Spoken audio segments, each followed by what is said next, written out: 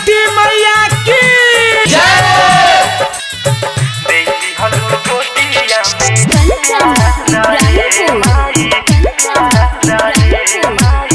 आप सुन रहे हैं सिंगर ओम प्रकाश आदर्श को। सुनसान रहे माई हमारो जिंदगिया हो देती हलू गोदिया में प्यारा ए माई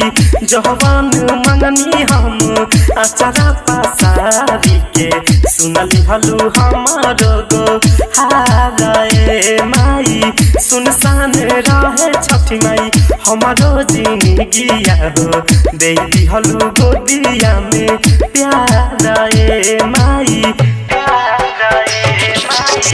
जवान मंगनी हम अचारा पसारी के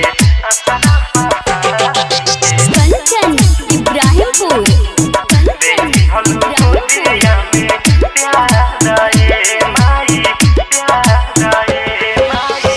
हर साल करब हम राउर बरतिया छठी माई हो छठी माई हो छठी माई हो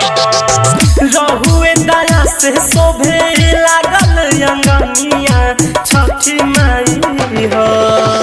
सभे बरती के जैसे ए छठी मैया हो भूखब हमहू लागा तारा ए माई सुनसान रहे छठी माई हमारो जिंदगिया हो देती हलू गोदिया में प्यारा ए माई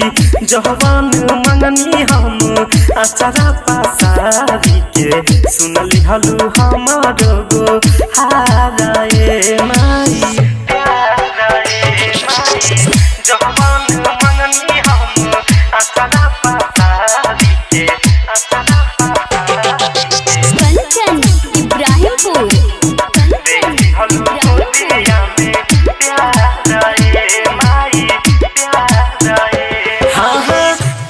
कही खुश कितना बा मोर पियावा ओम पर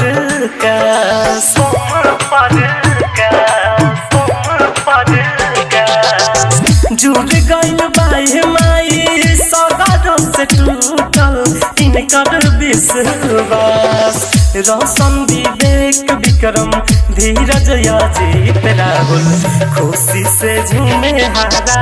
बारा ए माई सुनसान रहे छठी माई हमारो जिंदगिया हो देती हलू गोदिया में प्यारा ए माई जवान मंगनी हम अचारा पसारी के सुनली हलू हमारो गो हारा ए माई। बाघ आर्ट रिकॉर्डिंग स्टूडियो राजापुर सोनी बाजार सीतामढ़ी बिहार।